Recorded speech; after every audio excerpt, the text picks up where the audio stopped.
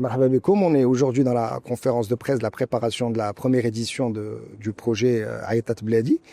L'objet de ce grand, le contenu de ce grand projet, je dis grand parce que c'est beaucoup de contenu et beaucoup de préparation, c'est de créer un pont générationnel entre les différentes,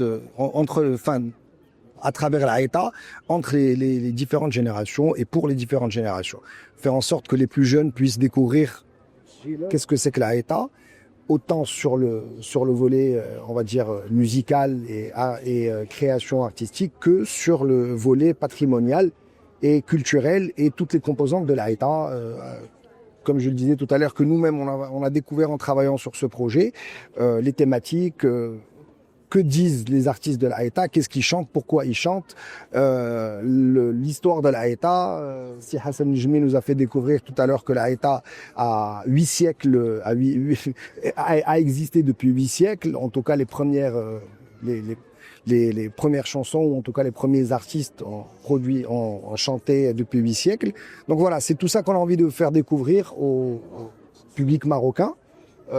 Cette première année, on est à Casablanca, parce que, voilà, pour une question de production, de proximité, de studio, de création, etc. On espère pouvoir bouger dans d'autres villes et aller fêter les différentes villes où il y a eu des grands artistes de Haïta qui ont vécu et qui ont créé. Le contenu hors la partie musicale qui est, on va dire, le plus gros, c'est-à-dire la partie scénique, il y a une partie musée qui va nous faire découvrir un peu les instruments des artistes, qui va nous faire découvrir aussi les vêtements des artistes. On va avoir aussi une partie, on va dire, traduction et explication le clam ديال العيطة qui va être animé avec des vidéos et des photos pour expliquer un peu avec aujourd'hui les nouvelles l'intelligence artificielle et les nouvelles méthodes de mise en avant de ces contenus digitaux, audiovisuels ou la graphique. Donc l'idée c'est vraiment de partager avec le public à travers tous les moyens disponibles, qu'ils soient matériels, immatériels, digital, photo, vidéo, audio, le patrimoine de l'Aïta. Voilà. Ensuite, on a une autre partie où on met en avant le patrimoine artisanal marocain. On va essayer de faire des focus sur les villes qui sont mises à l'honneur, ou en tout cas les villes dans lesquelles il y a eu des grands moments de création de Haïta. Et enfin, le patrimoine gastronomique marocain à travers des créations. On est encore à l'heure d'aujourd'hui en train de travailler sur la partie gastronomique, comment elle va être représentée. Est-ce qu'on va avoir un chef, chaque année on va avoir un chef à l'honneur ou autre chose. Alors il y a à peu près entre 2000 et 2400 places.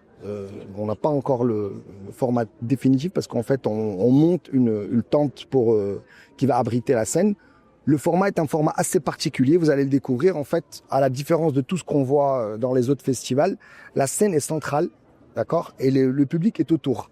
On veut vraiment reproduire l'esprit de l'halqa, mais même en grand. C'est-à-dire qu'au lieu d'avoir une scène au fond et le public en face, je dis en fond, en face du public, l'idée c'est d'avoir le public tout autour de la scène.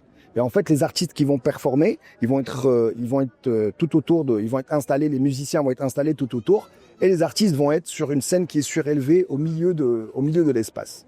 Donc c'est pour cette raison-là qu'on n'a pas exactement le nombre de places définitives, parce que la scénographie et la mise en place est un peu complexe.